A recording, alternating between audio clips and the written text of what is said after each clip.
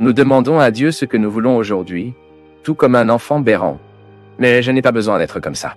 Nous pouvons apprendre à vivre ces retards de Dieu. Nous pouvons très bien apprendre à vivre cette fois pour attendre. Délivre à Dieu. Moi, sincèrement, je n'ai aucune habitude de demander à Dieu. Ma façon de raconter de relation avec Dieu est différente. Je l'ai tout le temps avec moi, tout le temps présent dans ma vie. Et je lui dis toujours ce qui se passe, mes joies, mes défaites. Comme, dans mon intimité avec lui, mon peuple. Je n'ai pas besoin de plier mes genoux pour être là dans l'église, dans la chapelle, pour être en prière. Bien sûr, cette prière formelle est importante, mais celle qui nous conduit vraiment sur le chemin de la mystique est celle qui imprègne toute leur vie. Quand vous en voyez un, mon Dieu, à quel point cela est bon. Eh mon Seigneur, merci pour ce qui se passe en moi. Eh mon Dieu, donne-moi de la force en ce moment. Mais je n'aime pas formuler ce que je ne veux pas. C'est la même chose lorsque Robinho est tombé malade. À aucun moment je n'ai eu le courage de demander à Dieu. Il guérit Robson. J'ai aussi appris du Père Léo. À aucun moment, le Père Léo n'a demandé à Dieu de le guérir du cancer. C'est lui qui m'a dit lui-même. Je ne demande pas, Fabio, parce que je ne sais pas si Dieu le veut. Je ne sais pas si Dieu peut inverser mes choix. Maintenant, je lui demande. Aidez-moi à bien vivre jusqu'au dernier moment de ma vie. Nous avons toujours la tentation de demander ce que nous voulons.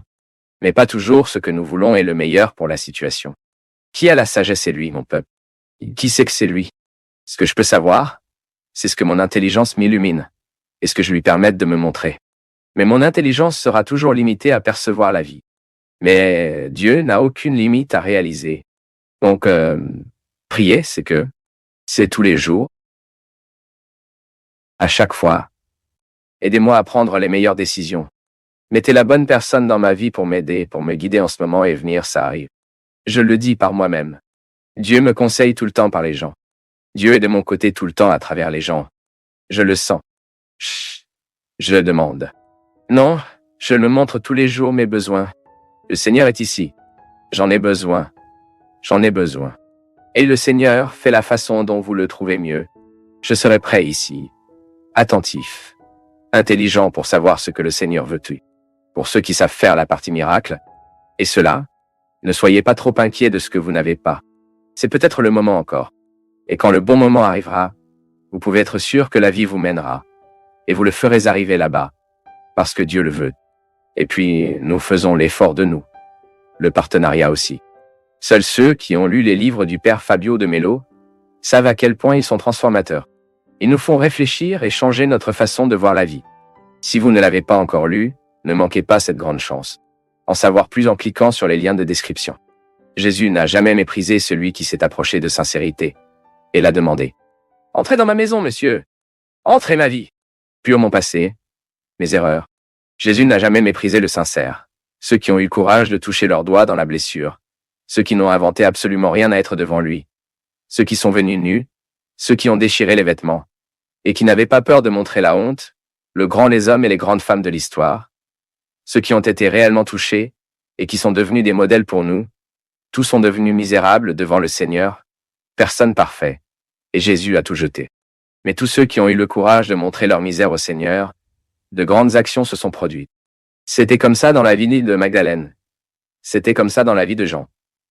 C'était comme ça dans la vie de Zacchaeus, qui, honteux de lui-même, n'avait pas le courage d'attendre Jésus là-bas, où il pouvait être vu et voir. Il préférait y rester, caché au milieu des arbres, comme un animal. Faire tout pour y rester dans l'anonymat, pour voir Dieu se produire dans la vie des autres, ceux qui étaient là.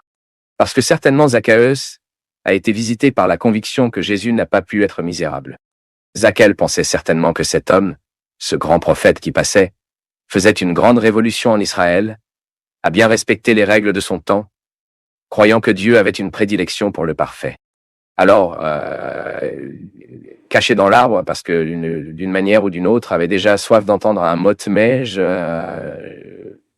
n'ai pas eu le courage de vous mettre devant. Mais voici que Jésus fait l'impensable, entouré de saints et de disciples. Dieu dévia son regard, et en détournant les yeux, il trouve celui qu'il a vraiment besoin de trouver. Non pas que ces gens qui étaient avec elle n'en avaient pas non plus besoin. Je ne dis pas ça. Il réalise simplement le mot qu'il a dit lui-même, que ceux qui ont besoin d'un médecin sont les malades. Et à ce moment, les malades étaient cachés dans l'arbre. Et Jésus le perçoit et Jésus le regarde, et dit l'expression qu'il changera certainement la vie de Zacchaeus, qui sera un bassin versant. Le Zacchaeus du passé, le Zacchaeus de ce lac à dos au futur. Jésus regarde cet homme caché de lui-même, honte de la vie qu'il a menée, dans la métaphore de l'arbre, dans la métaphore d'être caché. Dieu reconnaît un homme peur de lui-même, honteux de lui-même. Regardez-le et dit, Zacchaeus, descends cet arbre qui aujourd'hui je veux rester dans votre maison. Cela pourrait très bien, Zacchaeus, rester à la maison de ces gens ici, mais non. Je veux aller chez vous. Le regard de Dieu trouve qui doit être trouvé. Le regard de Dieu regardant ceux qui ont besoin d'être regardés, l'amour de Dieu aimant ceux qui ont vraiment besoin d'être aimés, le regard de Dieu trouvé qui est perdu, rendant la nouvelle vie née qui est si vieux, âgé, a échoué.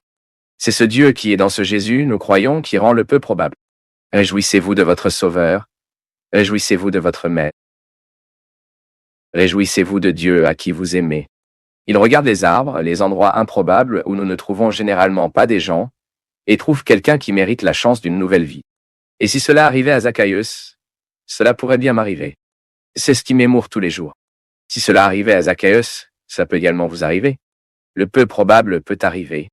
J'ai également vécu, et je vis encore plusieurs fois, à plusieurs reprises de ma vie, la méfiance envers ceux qui me regardent et ceux qui ne peuvent pas croire que Dieu peut faire quelque chose dans ma vie. Parmi ceux qui me voient de toute façon, cela n'a pas d'importance. Nous serons toujours victimes de personnes qui ne sont pas du tout engagées dans leur vérité. Ce n'est pas un problème. Cela fait partie de nos vies. Maintenant, ce qui doit nous déplacer, c'est le regard improbable de Jésus nous répare et nous voulons que nous. Vous pouvez être sûr que dans la vie de cet homme marqué par la limite et la misère, il y a un Dieu qui ne l'abandonne pas. Je crois et je poursuis cette vérité à chaque seconde de ma vie. Et vous avez le droit de le croire. Vous pouvez même croire que Dieu a plus à faire dans la vie de votre frère parce qu'il est un peu mieux que vous. Mais il est peu probable que nous voyions se produire. C'est peu probable. C'est Jésus au milieu de cette multitude d'hommes et de femmes hétéros, disciples ultérieurs de la religion de son temps, et il détournait les yeux, et faisant attention à la prostituée qui est prête à être lapidée. C'est le peu probable. C'est Jean, un homme d'un tempérament horrible, regardé par Jésus et transformé, même appelé le disciple bien-aimé. C'est un peu probable. C'est le toxicomane qui monte et redécouvre le sens de la vie, car il a été touché par l'amour de Dieu et la miséricorde de Dieu. C'est un peu probable. C'est la découverte malhonnête avec la vérité. Reprendre la vie d'une manière nouvelle. C'est un peu probable. C'est l'alcoolique en train de se débarrasser de sa dépendance. De réunir la valeur de lui-même et de dire, d'après aujourd'hui, l'alcool ne fait pas partie de ma vie. C'est l'action de Dieu silencieux dans le cœur que nous ne soupçonnons même pas, qui sont déjà accrochés par le ciel. C'est un peu probable. Par conséquent, aucun préjudice ne dépend de nous, et aucun préjudice ne devrait s'intégrer au cœur d'un chrétien. Car dans les endroits où je ne crois pas que Dieu puisse être, soyez prudents. Parfois ce processus de sanctification est déjà beaucoup plus loin que le nôtre. Car parce que l'improbable se produit tout le temps. Vous pouvez également être un cas improbable, ou qui avait toujours été interprété comme ça. Il est peu probable que cela fasse de moi un saint-fils. L'histoire nous montre que c'est différent. Et tout peut arriver dans ce cœur là-bas. Si vous avez courage de descendre de l'arbre et de croire que le look et le mot sont pour vous, vous pouvez faire partie de l'improbable. Vous avez peut-être discrédité pendant longtemps que Dieu peut beaucoup en vous et à travers vous. Vous avez peut-être vécu une vie de nombreuses erreurs qui vous ont provoqué un pessimisme naturel, qui vous empêche de croire que Dieu a un plan pour vous. Est-ce que ça pourrait être? Cela se produit si souvent parmi nous. Ça arrive. Je veux savoir si c'est un péché pour demander à Dieu d'imposer la date à recevoir. Ce n'est pas un péché, mon fils. C'est absurde, non? Parce qu'être libre ne doit pas être marqué, non? Parfois nous écoutons des prières que vous ne savez pas qui est le Dieu dans l'histoire, non? Si c'est celui qui demande ou s'il donne. Il y a le Dieu Nestor ici à votre disposition, non? Pour faire ce que nous voulons, pour l'amour de Dieu, mon peuple. Nous devons être prudents, car nous avons établi notre relation avec Dieu. Parce que sinon Dieu devient un serveur de nous, non? Ce n'est pas là. Combien de fois dois-je prier Dieu de demander ce que je veux, mais je ne recevrai pas? Parce que ce que Dieu a besoin pour me donner n'est pas ce que je veux, c'est ce dont j'ai besoin. Combien de fois réalisons-nous en demandant à Dieu que ce que nous voulons? Et Dieu ne peut pas donner exactement ce que nous voulons. Parce que souvent, ce dont nous avons besoin, les gens ne savent même pas comment demander. C'est à l'intérieur, c'est un besoin intime. Nous devons donner à Dieu l'occasion d'agir dans nos cœurs et nos vies. En lui donnant la direction, n'est-ce pas? La musique dit cela. Je vais donner à Dieu la direction de ma vie. Autrement dit, je lui donnerai l'occasion de faire son travail en moi. De faire son travail en moi. Cette chose de négocier avec Dieu en particulier, les gars, je n'ai jamais été apte à cela. Je donne à Dieu ceci. Je fais un sacrifice pendant le carême pour que Dieu le fasse pour moi. Vous pouvez même avoir l'habitude de faire des promesses et des sacrifices, mais pour l'amour de Dieu, faites-le avec maturité. Ne pensez pas que Dieu est heureux chaque fois que vous montez une échelle. Non, Dieu est heureux. C'est la répercussion du sacrifice dans son âme, dans votre vie, dans votre attitude. Il ne sert à rien de marcher sur mes genoux sur une distance, là à Lourdes, de payer une promesse à Aparecida. Si je me lève de la même manière que je me suis agenouillé. Je dois m'agenouiller et me lever mieux après le sacrifice. Mais en tant que personne, ce n'est pas seulement le genou en peau et le sacrifice du corps qui plaira à Dieu. Cela ne vous plaît pas. Ce qui plaît à Dieu, c'est la répercussion de mon sacrifice à ma manière d'être les gens, dans mon attitude. Alors j'arrête de manger du chocolat pendant le carême. Pensez-vous que Dieu est-il marqué? Regarde là, il souffre aujourd'hui plus. Il a mangé aujourd'hui. Non. La répercussion du sacrifice est qu'elle plaît à Dieu car elle améliore ce que je suis. Comment ai-je dit?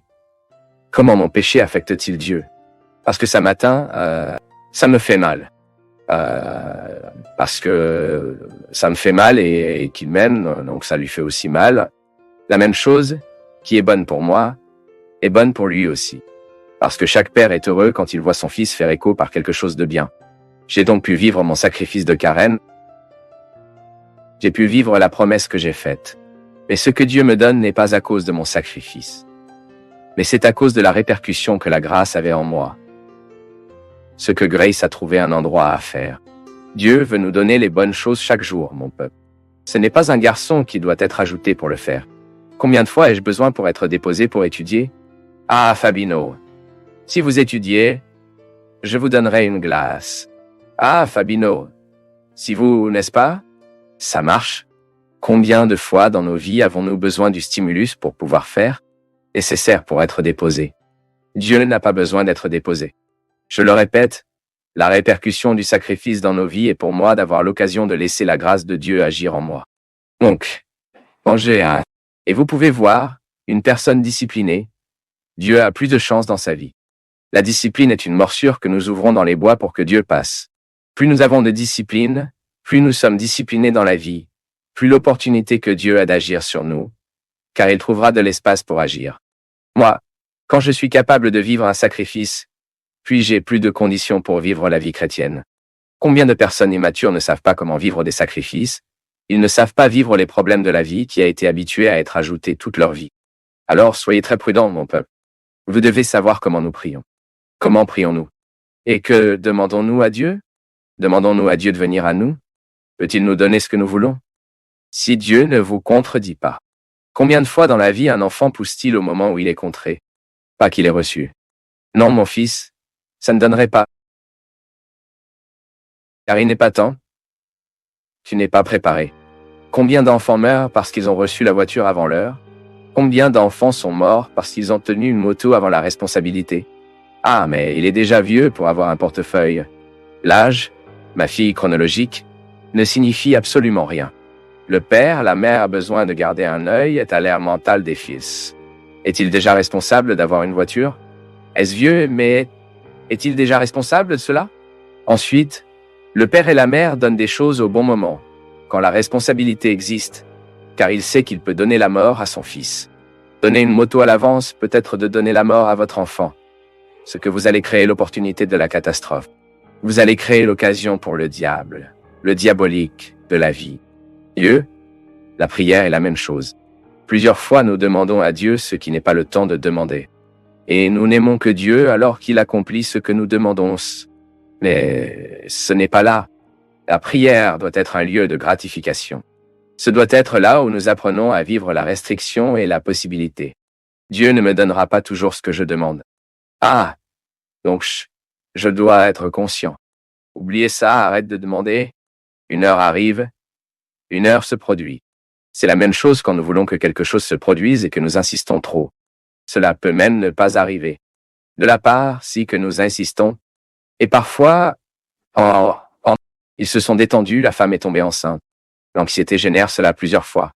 Notre prière est souvent anxieuse. Nous